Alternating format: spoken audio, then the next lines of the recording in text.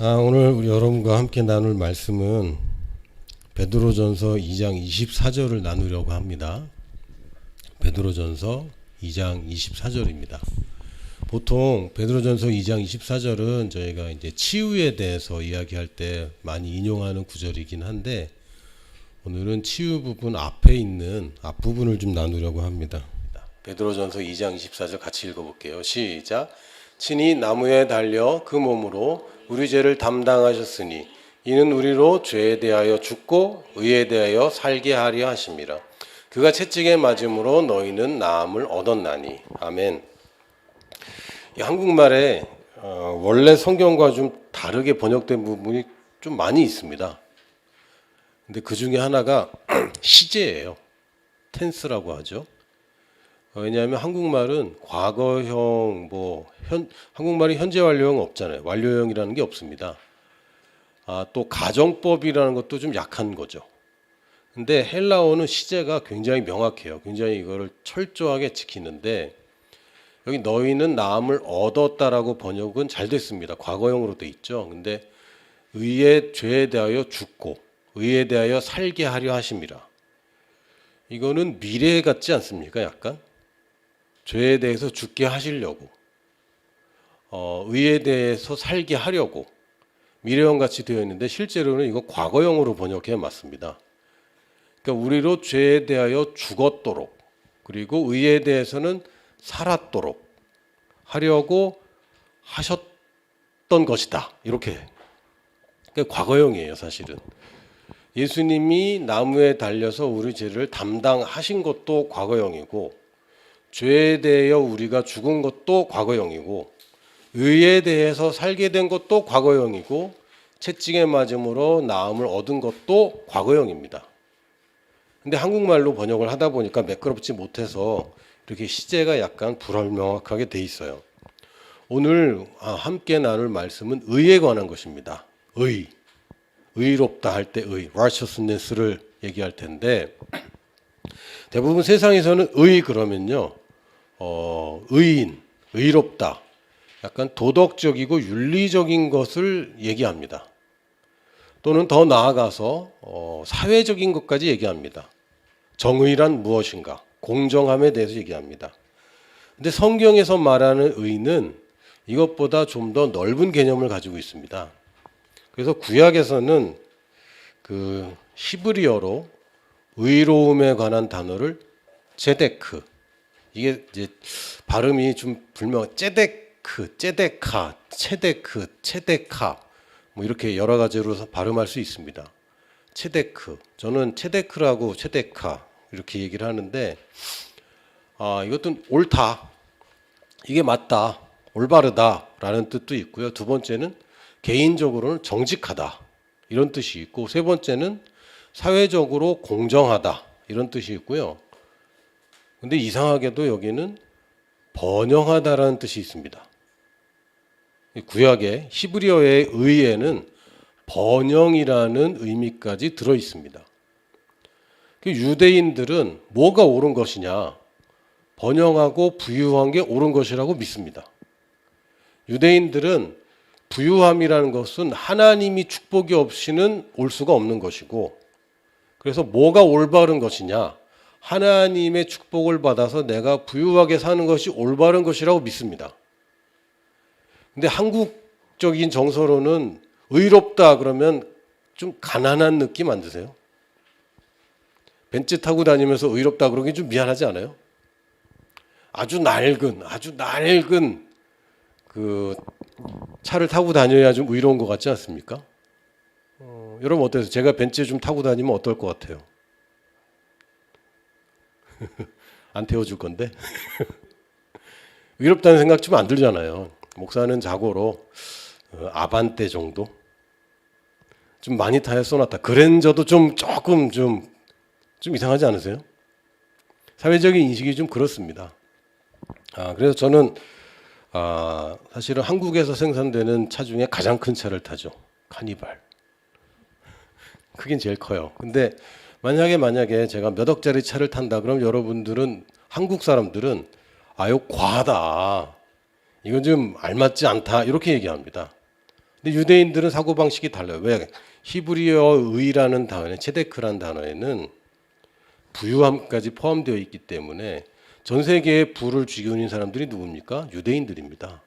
이 사람들은 부유함을 굉장히 긍정적으로 봅니다. 한국에서는 굉장히 좀 부정적으로 보죠. 물론 과정이 올바르지 않은 부유함을 이야기하는 건 아닙니다. 그러나 원래 성경에서는 시냇가에 심은 나무가 올바른 데에 심겨 있기 때문에 당연히 열매를 많이 맺는 것을 기대한다고 되어 있습니다. 시냇가에 심겨 있지 않은 나무가 열매를 많이 못 맺는 것이지, 바른 위치에 가 있는 바른 태도를 가지고 바른 관계를 가지고 바른 목적, 바른 기대를 가지고 있는 사람에게는 당연히 하나님의 바른 축복이 임하게 되는 것입니다. 이 축복이라는 것은 전인적인 축복이기 때문에 단지 나는 공부는 잘하지만 가난해 이런 것도 아니고, 나는 건강하지만 공부는 잘 못해 이런 것도 아니고, 하나님이 주신 축복이 충만하게 되는 것, 차고 넘쳐서 결국 나를 통과해서 다른 사람에게까지 미치는 그 축복을 이야기하고 있기 때문에 당연히 부유함까지도 가지고 있는 것입니다. 여기서 이제 이 번영이라는 것은 내가 하는 일마다 잘 된다라고 할 때 이것을 번영이라고 얘기합니다. 여러분 어떠세요? 내가 번영을 추구하는 것은 아니지만 여러분이 뜻하는 바가 하나님의 먼저 그 나라와 의를 구하면 이 모든 것을 너에게 더해 주신다고 약속하셨습니다. 여러분이 올바른 장소에서 올바른 위치에서 내가 누구인지를 바로 알고 올바른 태도를 가지고 올바른 관계 가운데 올바른 기대를 가지고 살면 올바른 결과를 가질 수밖에 없고요. 하나님이 여러분에게 나쁜 거 자꾸 주면서 여러분을 테스트하고 시험하지 않습니다. 잘하는 사람에게 더 좋은 것을 주십니다. 잘하는 사람에게 더 많은 것을 주십니다. 그게 성경적인 원리입니다. 그리고 달란트를 많이 남긴 사람에게 더 많은 것을 맡기시죠. 이건 정확한 원리입니다. 아니, 좋은 결과를 내는 사람한테 더 공급을 해줘야 더 많은 사람이 복을 받는 거 아닙니까? 그냥 일률적으로 공평하게 나누어 갖는 것, 이것은 공정한 것이 아닙니다.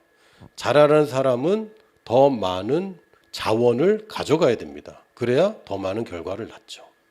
이게 올바름입니다. 그래서 올바름에는 번영과 부유함을 포함할 수밖에 없습니다. 근데 이 신약에 오면은, 신약은 또 헬라어로 써 있잖아요. 오늘 사전과 여러 가지 그 용어 설명이 좀 많습니다. 저는 이과 출신인데 오늘은 좀 문과적인 접근이에요. 헬라어로는 디카이오시네. 디카이오스 하면 의롭다. 디카이오시네 하면 의로움, 이런 뜻입니다. 근데 이거 뭐냐면요, 하나님이 받으실 만하다, 이런 뜻입니다. 원래 뜻이. 그게 이제 의라고 그냥 우리가 쓰는 말인데, 또 다른 말로는 하나님이 받으실 만하다라는 것은 기준이 누구냐면 하나님입니다. 사람이 아닙니다. 그런 사람들이 이렇게 생각해요. 아니, 내가 뭐 의로움이 어디 있어서 내가 뭔가 하나님께 의로운 게 뭐가 있어라고 얘기합니다. 자꾸 자기가 기준인 거예요. 내가 나를 볼 때 나는 하나님이 받으실 만하지 못해라고 얘기하는데, 기준은 하나님입니다. 내가 드릴 만한 것을 의로움이라고 얘기하는 것이 아니라 하나님이 받겠다고 하면은 그것은 의로움입니다. 이걸 칭의라고 그래요. 나는 부족해, 나는 약해, 나는 올바르지 못한 생각과 올바르지 못한 말과 올바르지 못한 선택을 많이 해왔어. 그러나 하나님이 의롭다고 얘기하시면 그냥 의로운 것입니다. 코끼리가 아무리 나는 코끼리라는 이름이 싫어 그래도 아담이 넌 코끼리야 그러면 코끼리인 거예요. 물론 아담이 한국말을 썼을 것 같지는 않은데 어쨌든 뭐 코가 길으니까 코끼리잖아요. 근데 코끼리는 방법이 없어요. 자기가 자기를 칭할 수 있는 능력과 권세가 없습니다. 누가? 만든 자가 혹은 권위자가 붙이는 거예요. 그래서 이름은 여러분 뭐 영어 이름 스스로 짓기도 하는데, 원래 여러분의 본명은 누가 지어줍니까? 부모님이 지어줍니다. 여러분 선택권이 없어요. 아빠 나를 왜 이렇게 불러? 미안하다. 아빠가 그렇게 부르기로 결정했어. 끝. 이게 의입니다. 하나님이 의롭다 하시면 그게 의로운 겁니다. 그래서 우리는 의롭다 할 때 의하면 굉장히 좀 어렵게만 생각하는데 그냥 쉬운 거예요. 바르다, 올바르다, 알맞다 이렇게 여기시면 더 좋겠어요. 그래서 내가 누구인지 바른 위치에 가 있어야 됩니다. 내가 생각하는 내가 아니라 성경에서 말하는 나의 위치로 가야 됩니다. 나는 이것도 못하고 저것도 못하고 이거는 또 부족하고 그거는 당신 생각이고 하나님이 나를 뭐라고 하는가 거기로 가야 됩니다. 이게 바른 위치예요. 그리고 바른 태도를 가져야 됩니다. 영어로는 attitude가 altitude를 만든다 이런 말이 있습니다.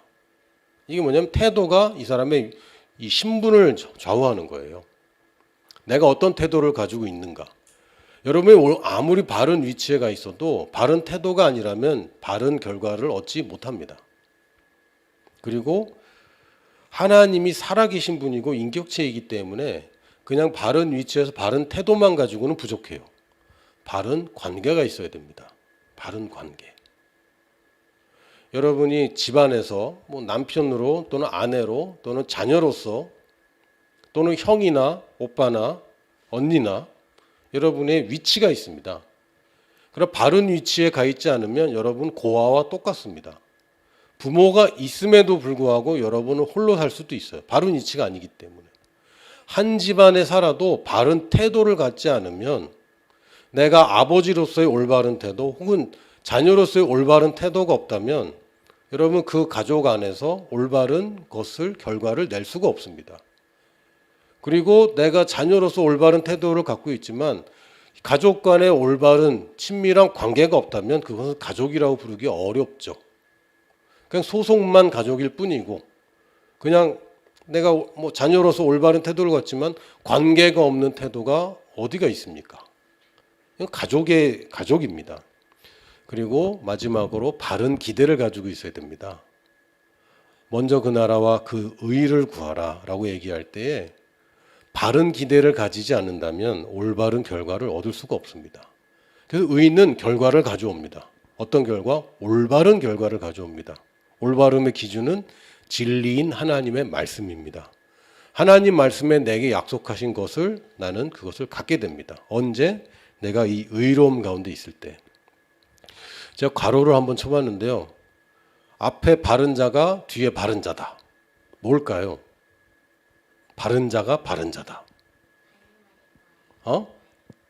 뭐라고요? 가는 말이 고와야 오는 말이 곱다. 어디가 그런 게 있어?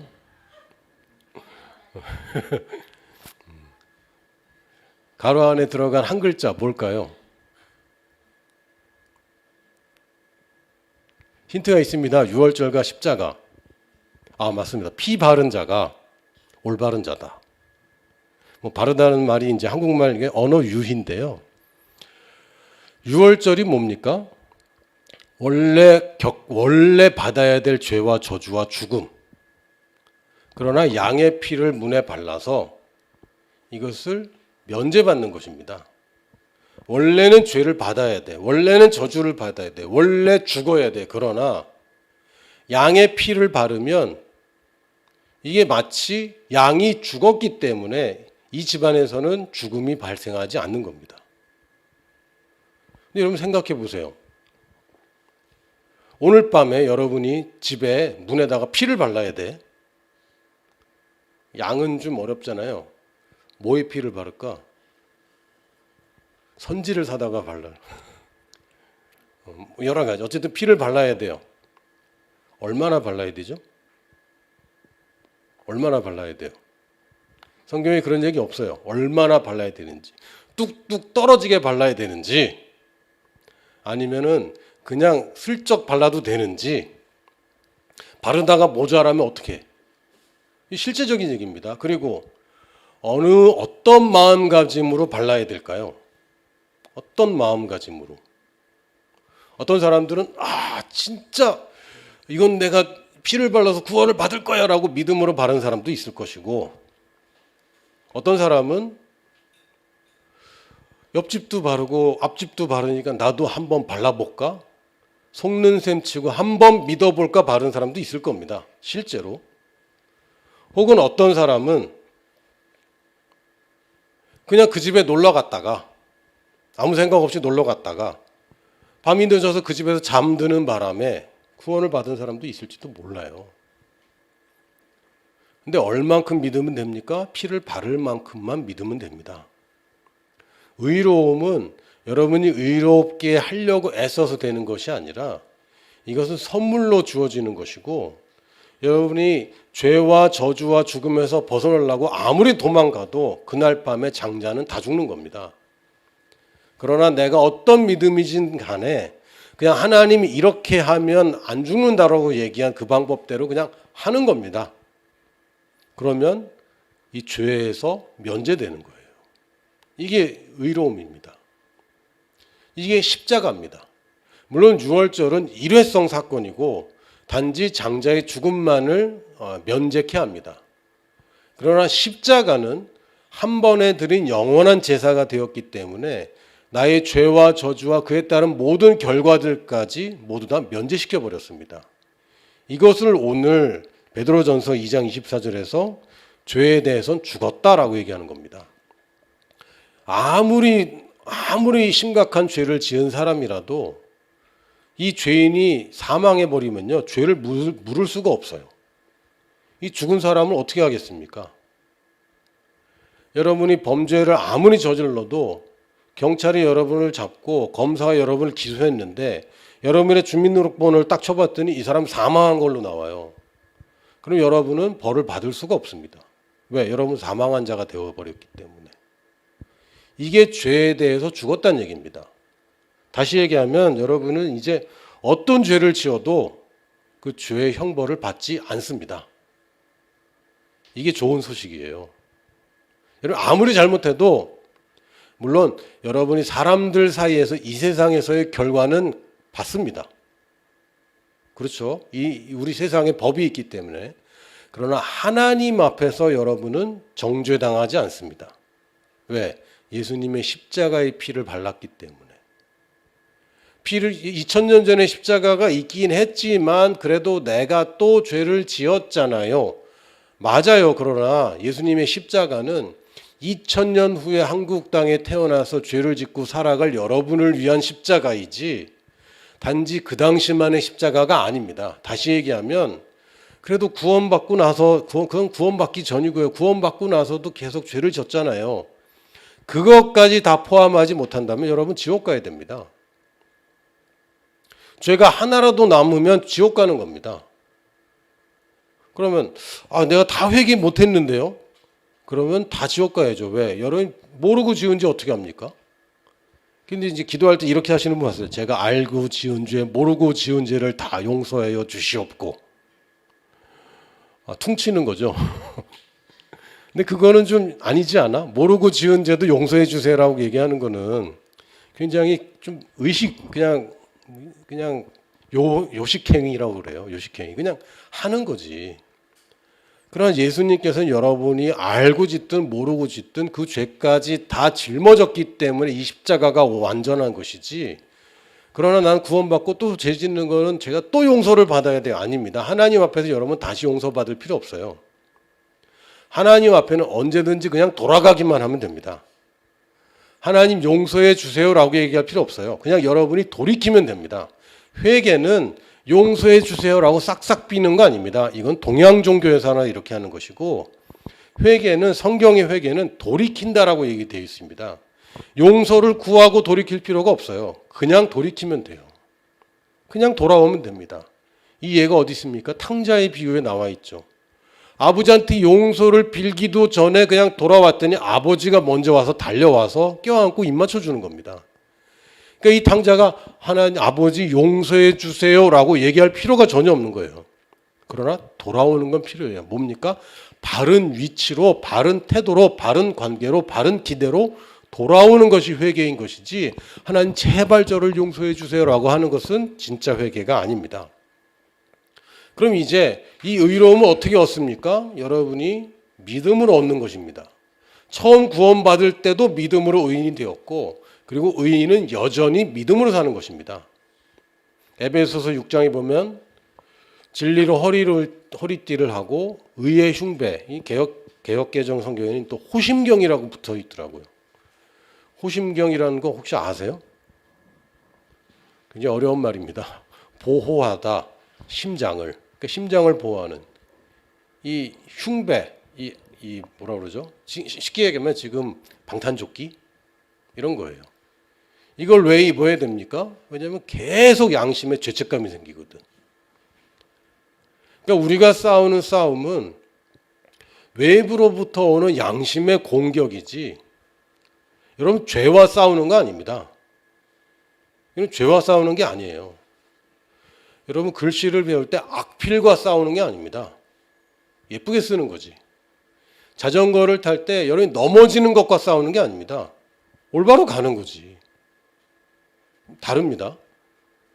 초보들은 그런 것과 싸워요. 이제 운전을 배워보면 초보들이 제일 싸우는 게 뭐냐면 차선 가운데로 가는 거. 이거밖에 안 보여. 운전을 하는데 겁이 나. 그래서 차선을 벗어나는 게 겁이 나서 어떻게 하면 차선 가운데로 갈까밖에 못 보고 계속 갑니다. 그럼 나중에 보면은 이거는 그냥 자연스럽게 되는 거죠. 차선 가지고 싸우는 게 아닙니다.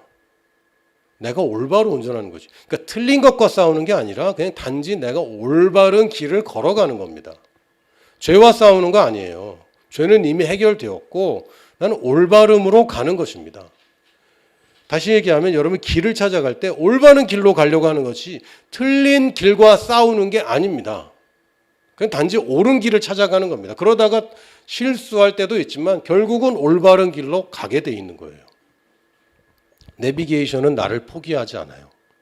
늘 올바른 길로 인도해 주죠. 어저께도 시내에 나가는데 이 노량진에서 그 올림픽대로 타는 게 너무 복잡한 거예요. 그래서 원래 나가야 되는 데로 안 나가고 딴 데로 나갔어요. 그랬더니 내비게이션은 저를 포기하지 않고 끝까지 인도해 줍니다. 올바른 길로. 좀 늦긴 했지만 올바로 찾아갔어요. 우리는 올바로 길로 가는 거지 잘못된 길로 가면 어떡할까? 이거는 우리 인생이 아닙니다. 왜? 우리는 의인이 되었고 이제는 믿음으로 이 의의를 지키면서 사는 겁니다. 내가 이 의식이 없으면 나는 공격받고 죄책감과 열등감 가운데 살 수밖에 없는 거예요. 그래서 오늘 설교 제목을 뭐라고 했냐면 따라해 볼까요? 뻔뻔하게, 떳떳하게. 일단 하나님 앞에서는 여러분이 좀 더 뻔뻔해져야 됩니다. 뻔뻔해져야 됩니다.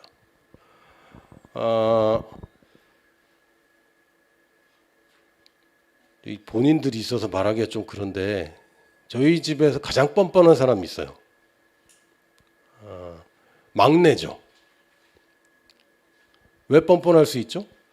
자기는 다 용서받아. 왜? 괜찮아. 실수해도 괜찮아. 물론 뭐 언니한테나 오빠들한테 좀 덜 떳떳할 수 있어요. 덜 뻔뻔할 수 있어. 그러나 아빠 앞에서는 뻔뻔해도 됩니다. 뻔뻔하지 못한 게 뭡니까? 교만한 겁니다.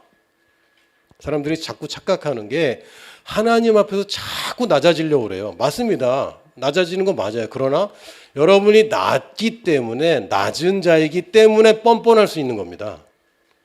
나는 어차피 내 힘으로 의롭게 못 살아. 하나님이 날 의롭게 해주셨기 때문에 내가 그래서 의로운 거야 라고 뻔뻔해져야 됩니다. 그래서 네이버 사전을 찾아봤더니 뻔뻔하다, 형용사, 부끄러운 짓을 하고도 염치 없이 태어나다. 아주 마음에 드는 부끄러운 짓을 안 하는 게 의의가 아니고요. 부끄러운 짓 할 수 있어요. 그러나 염치 없이 태어난 게 의의입니다. 부끄러운 짓을 하고도 염치 없이 태어난 게 여러분의 의의입니다.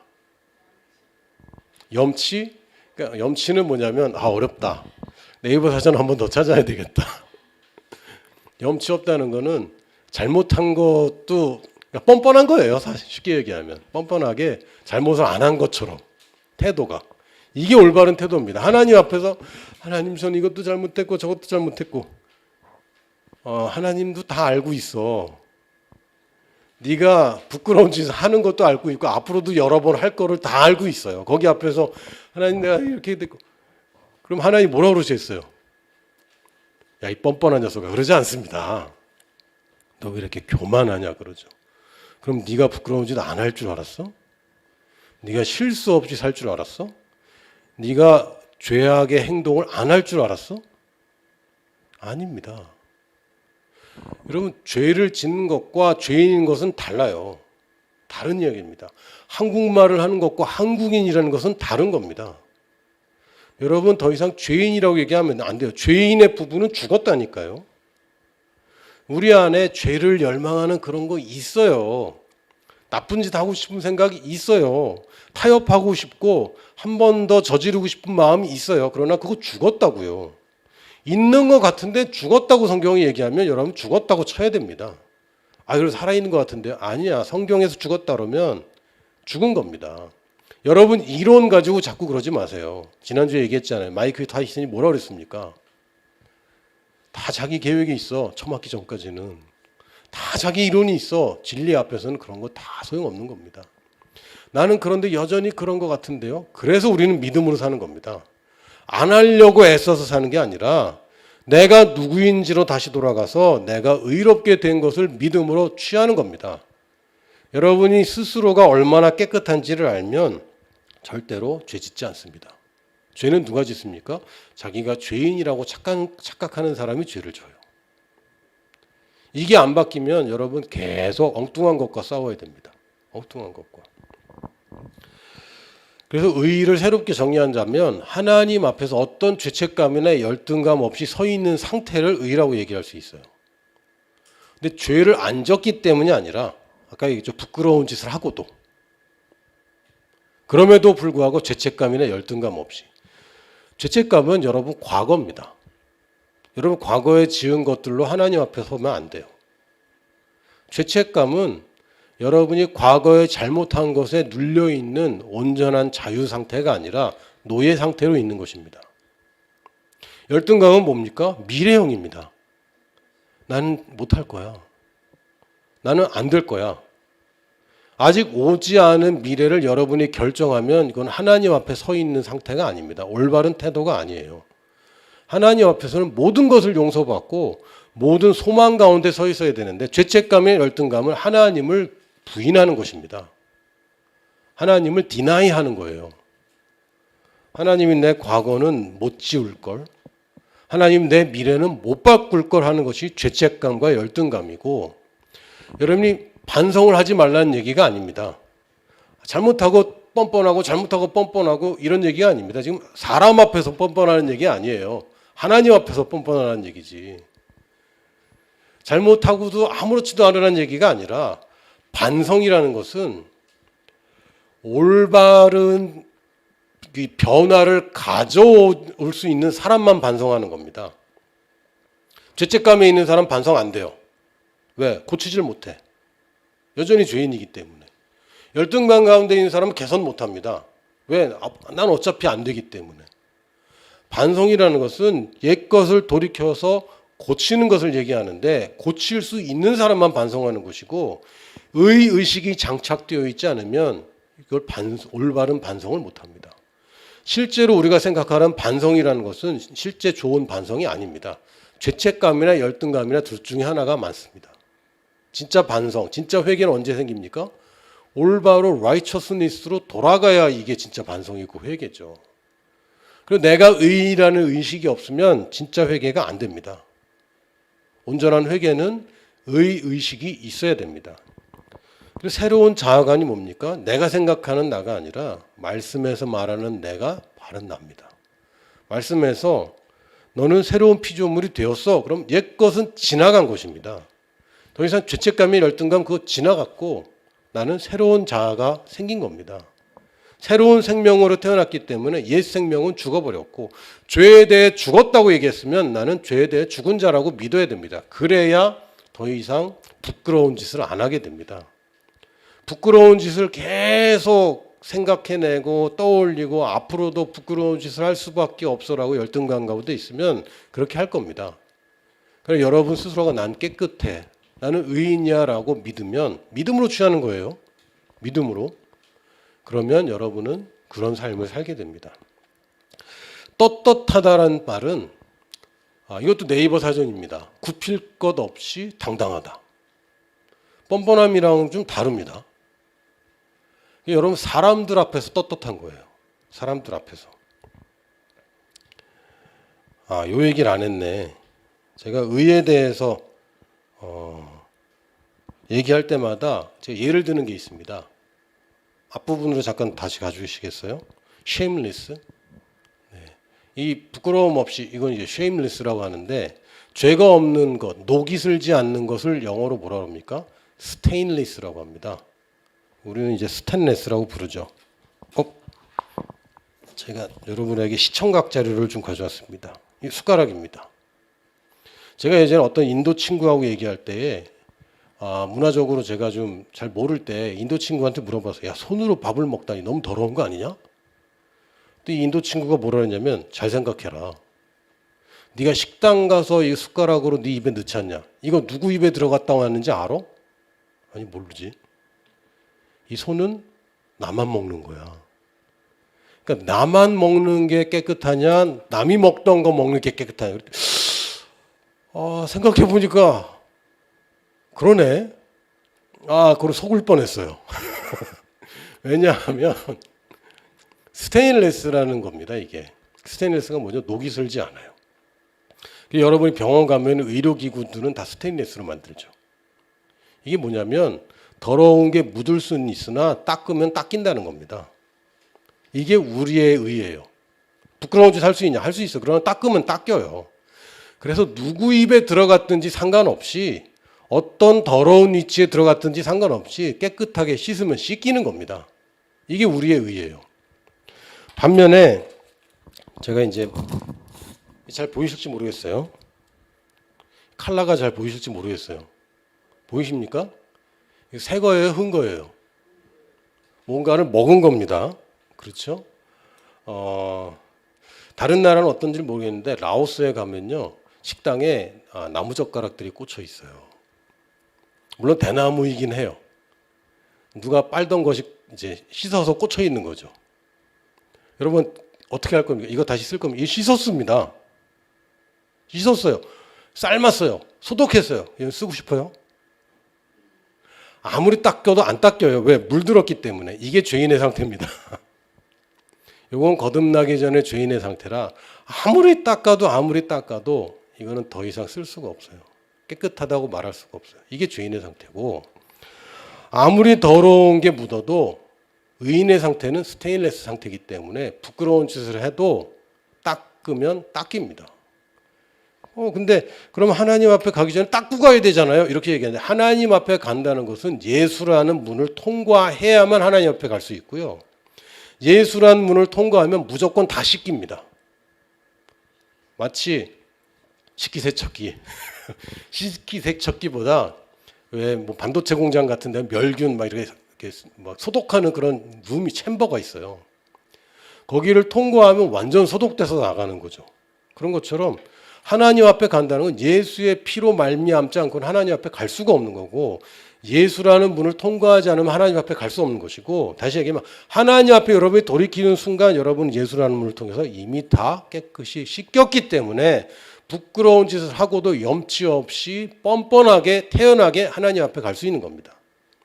그러나 이 뻔뻔함을 하나님 앞에서만 하는 것이지 사람들 앞에서 뻔뻔하면 안 돼요. 사람들 앞에서 떳떳하게 사는 겁니다.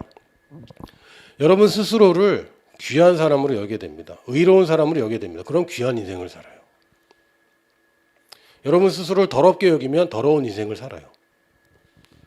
여러분 핸드폰 새로 사면 어떻게 하십니까? 계속 닦죠. 안 사봐서 몰라. 새 거 좋은 거 사면 어떻게 해요? 계속 닦죠. 새 차 사면 어떻게 되는지 아세요? 뭐 하나 묻으면 그렇게 마음이 아파. 뭐 하나 묻으면 마음이 아파요. 핸드폰 액정 붙일 때 먼지 하나 들어가면 어때요? 너무 마음이 아프죠. 근데 지금 제 거 막 깨졌거든요. 먼지가 수북합니다. 근데 신경도 안 써. 왜?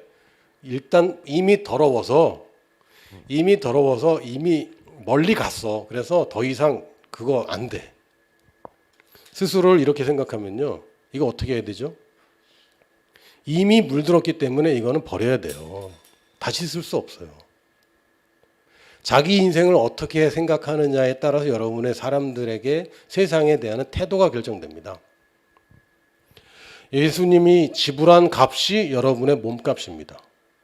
지금 여러분이 받고 있는 용돈이 여러분의 몸값이 아니고 여러분의 자산이 여러분 몸값이 아니고 여러분 연봉이 여러분 몸값이 아니라 예수님이 지불한 값이 여러분의 몸값입니다. 제가 재미난 것들을 좀 발견했는데 사진 좀 보여주세요. 이게 뭐죠? 맛있겠다고? 초콜릿 아니에요. 벽돌입니다. 벽돌이에요. 이거 맛있지 않아. 이거 얼마인지 아세요? 너무 웃겨. 원래 벽돌이 한 장에 한국에서는 250원에서 한 500원 정도 된다고 그래요. 근데 슈프림이라는 이게 딱 찍혀서 슈프림이라는 회사에서 벽돌을 만들었거든요. 건축 회사도 아닙니다. 근데 슈프림 벽돌을 팔았어요. 얼마에 팔았냐면 한 3만 5천 원에 팔았어요. 돈 벌려고. 100배를 붙여서 팔았어요. 그리고 나중에 이게 옥션에 올라와서 경매가 붙었는데 얼마까지 올라가냐면 100만 원까지 올라갔습니다. 저 슈프림 찍었다고. 벽돌 하나에 100만 원. 여러분 사겠습니까? 좀 이상하죠? 또 다음. 이건 질 샌더라는 그 브랜드에서 만든 종이 가방입니다. 종이 가방 이거 얼마일까요? 보통 종이 가방 얼마입니까? 이거는 이제 업자들만 하는데 그 상부 사장님이 좀 알 것 같아요. 얼마 정도 합니까? 원가가 20원. 20원 나왔어요. 이거 정가가 얼마인지 아세요? 35만 원. 아무것도 없어. 진짜 그냥 종이에요. 저거 종이처럼 생긴 가죽도 아니고 종이입니다. 그리고 질샌더라는 로고를 박았어요. 그랬더니 35만 원이 됐어요. 창조 경제죠. 저런 장사를 해야 되는데. 또 다음 그림. 클립이죠. 글씨 안 보이시죠, 여러분? 프라다라고 써 있습니다. 클립 하나에 얼마나 할까? 한 박스예요, 그건. 물론 클립이 좀 커요. 한 검지손가락만 합니다. 한 6.5cm 정도 되는 클립인데 좀 큰 클립 이거 얼마면 살까? 100원? 이거 얼마에 팔았는지 아세요? 이거 종이 가방보다 쌉니다. 원래 원가가. 이거 20만 원에 팔았습니다. 프라다라고 로고 하나 박았다고. 이런 장사를 해야 되는데. 자, 퀴즈. 다음 그림. 누군지 아세요 혹시? 레이디 가가입니다. 레이디 가가가 일본에 갔을 때 여기 일본어 써 있죠?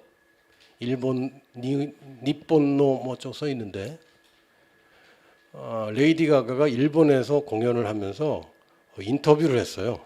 기자 인터뷰를 할 때 그냥 앞에 놓여 있던 물을 따라준 그 컵을 마셨어요. 그리고 내려놨어요. 그리고 주최 측이 이걸 가져가서 경매에 붙였습니다. 레이디 가가가 쓰던 컵이 아니야. 애장품이 아니라 누가 갖다 줘서 그냥 물 한 번 마시고 내려놓은 컵이에요. 이거 얼마에 팔렸는지 아세요? 100만 원 나왔습니다. 더 없어요? 150만 원 나왔어요. 더 없어요? 응? 8,500만 원. 이런 장사를 해야 되는데. 컵을 하나 먹고 나왔는데 이게 컵이 얼마나 하겠어요, 저게. 뭐 되게 비싸더라도 뭐 몇만 원, 몇만 원? 근데 이게 8,500만 원에 팔렸습니다.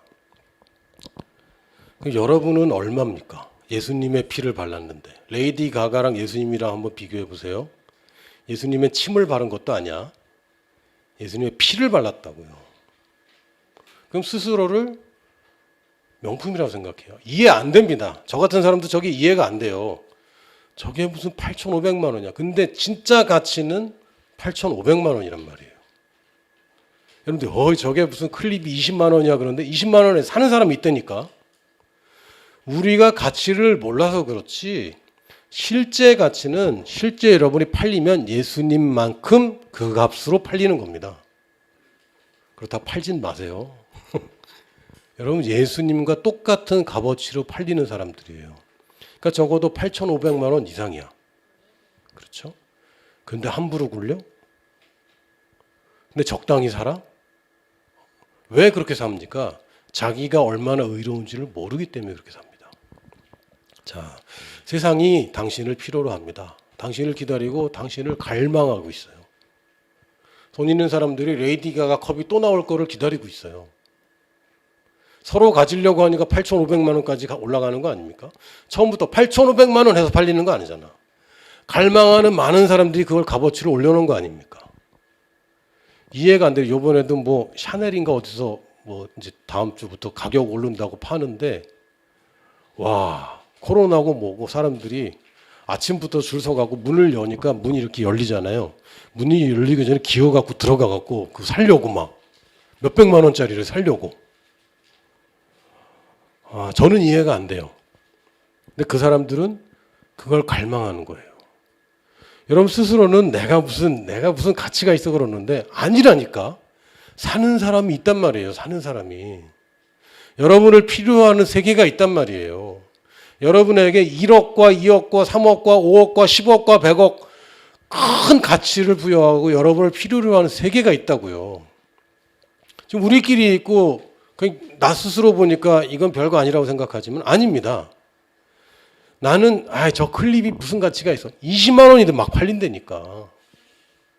웃기잖아요. 벽돌 하나를 30만 원 붙여서 팔았는데 그게 100만 원까지 올라가는 게 말이 됩니까? 정가가 30만 원을 파는 것도 이상한데 그게 계속 올라가. 왜? 그걸 갖고 싶어하는 사람들이 있어요. 그 세계가 있어요. 나는 별거 아닌 것 같아. 아니요. 아주 미약한 촛불이지만 태어나서 장님돼서 태어나서 빛을 한 번도 보지 못한 사람한테는 이 촛불 하나 비춰주면 이게 얼마나 큰 값어치입니까? 여러분이 그런 존재라는 것을 알아야 됩니다. 명품도 제가 네이버에서 또 찾아봤습니다. 명품이 뭔가 뛰어나거나 이름난 물건 또는 그런 작품, 유의어로 명작, 일품, 건물, 걸물. 근데 성경에도 이런 단어가 있어요. 우리는 그가 만드신 바라라고 할 때 workmanship 혹은 masterpiece라고 얘기합니다. 이 걸작이라는 뜻이죠. 선한 일을 위하여 지으심을 받은 자니 목적이 있어서 지으심을 받은 것이고 이 일을 하나님이 전에 예비하사 이미 다 계획해 놨어요. 여러분 인생은 우연히 만들어진 게 아닙니다. 하나님의 계획이 분명히 있어서 우리로 그 가운데 행하게 하려 하십니다. 하나님의 계획대로 가는 것을 올바르다고 얘기하는 것이고 이것이 의입니다. 단지 죄 안 짓고 살고 도덕적으로 훌륭해서 그게 의가 아니라 하나님이 원래 목적대로 만든 대로 그 목적대로 가야 이것이 의입니다. 그러려면 당연히 도덕적인 것도 필요로 하죠. 왜? 여러분 사람들에게 영향을 미쳐야 되는데 나쁜 거 영향 미치면 안 되니까 당연히 도덕적인 것도 포함하지만 그것만 얘기하는 게 아닙니다. 여러분은 왜 창조되었고 왜 태어났습니까? 올바른 인생을 위해서 태어났습니다. 여러분의 올바른 인생이 있다니까요. 딱 맞는 그것이 있습니다. 엄청난 가치로 팔릴 그것이 있습니다. 그것을 찾아가는 게 여러분의 의입니다. 무쓸모라는 말이 있더라고요. 무쓸모, 쓸모없다. 뭐 쓸모없다 그러면 되지 그걸 뭘 또 줄여서 무쓸모라고 그래 또. 그냥 한 글자 줄이는데 굉장히 애를 쓰는데 유쓸모한 명품입니다. 쓸모없는 명품이 아니라 사실 그 슈프림 벽돌 그거 어디다 쓰겠어요? 벽돌 한 장 어디다 쓰겠습니까? 여러분 그 벽돌 받으면 좋을 것 같아요? 팔아야지. 어디다 쓰겠어요? 클립 받으면 그거 뭐 할 거예요? 종이봉투 받으면 뭐 할 거야? 그거 어디 쓰겠어요? 구멍 나면 큰일 나는데. 장식하든지 그건 무쓸모 명품이지. 레이디 가가 컵 가지고 뭐 할 거예요? 그거 쓰면 안 되잖아. 못 쓰는 명품이야. 못 쓰는 명품이니까 무쓸모지. 쓸모가 없어요. 그러나 여러분 무쓸모가 아니라 진짜 쓸모 있는 명품입니다. 그래서 틀린 것을 바로잡는 것. 내가 의인이고 세상을 올바르게 바로잡는 것. 그러니까 죄를 때려 지금 뭐 배트맨이나 미국의 코믹스의 무슨 슈퍼 히어로처럼 자경단 만들어서 지 맘대로 막 때려잡고 막 이런 얘기가 아니라 하나님이 원래 인간들에게 원하는 이 상태로 바로잡아가는 것. 이게 우리의 본질입니다. 내가 바로잡혔고 이제는 내가 영향력을 미쳐서 병든 사람은 올바른 상태가 아니에요. 치유받아야죠. 가난한 사람은 이거 올바른 상태 아닙니다. 부유해져야죠. 죄책감 가운데 있는 사람은 올바른 게 아닙니다. 이 사람 해방돼야 됩니다. 노예된 자들에게 죄에 물들어 있는 사람은 진짜 자유할 수 있는 진리를 가르쳐주고 제자를 삼아야죠. 이게 우리가 올바로 바로잡는 것입니다. 또한 모자란 거, 잘못된 거, 부족한 것을 채워줘서 알맞게 만드는 것. 이게 우리의 인생입니다. 이게 의입니다. 그래서 의는 능력까지 포함되어 있습니다. 능력이 없으면 어떻게 하겠어요? 그러나 여러분의 의는 내가 의인이 되었을 뿐만 아니라 이 의를 세상에 실현할 수 있는 능력까지 받았기 때문에 여러분은 바로잡을 능력을 가지고 있습니다. 노답 인생, 또 노답 인생이라고 했는데 또 이걸 줄였죠. 답이 없는 인생을 노답 인생이라고 그러더라고요. 노답 인생에는 여러분이 정답입니다. 세상에 많은 노답 인생들이 엄청나게 많이 있죠. 답이 없는 사람들이 많아요. 그러나 여러분이 바로 정답입니다. 따라해 볼까요? 내가 정답이다. 물론 여러분이 모든 상황의 정답이 아닐 수도 있습니다. 명품을 알아보는 사람이 있다니까요. 저보고 종이봉투 가져와서 이거 30만 원에 사세요. 그럼 저는 안 살 겁니다. 그러나 어떤 사람은 사죠. 여러분이 모든 인류에게 다 정답이 되었다. 그렇게 얘기할 수는 없어요. 그러나 여러분의 가치를 알아보는 사람이 있다니까요. 여러분이 쓸모있는 인생이 있습니다. 그걸 찾아가야 여러분이 올바른 의로운 인생을 사는 겁니다. 의는 도덕적인 것을 포함한 바르게 지금 흘러가는 거예요. 바르게. 할렐루야. 따라해 볼게요. 나는 의인이 되었다. 하나님이 날 의롭다 하셔서 하나님이 날 의인이라고 부르셔서 그래서 내가 의인이다. 아멘. 할렐루야.